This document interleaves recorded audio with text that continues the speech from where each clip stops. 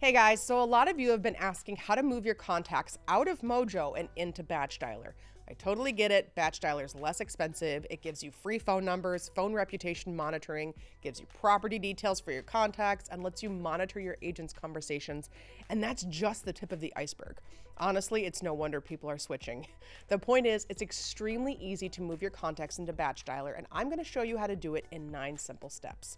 But first, don't forget to like, subscribe, and hit the notification bell so we can keep bringing you educational content for free.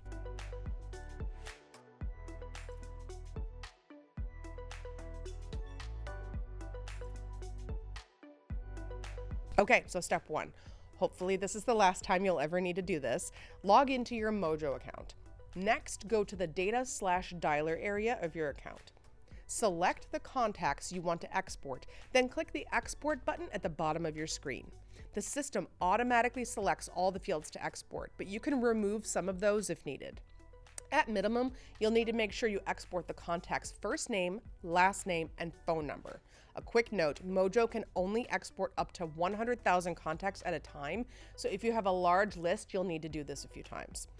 Now we're already at step 4. See how easy this is? You're going to open your BatchDialer account and navigate to Contacts, then Contact Lists. Then you're going to click the Import Contacts button at the top. Step 6, upload your exported Mojo file by clicking or dragging it into this area right here.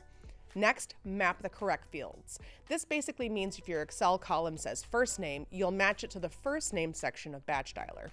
Most of this will be done for you automatically, but at a minimum, you'll need to map first name, last name, and one phone number, at least one phone number. If you want to view the contact's property details, you'll also need to include address, city, state, and zip code. Okay, now for step 8. You'll need to name your list, assign it to a campaign. You can skip this step if you don't have campaigns yet.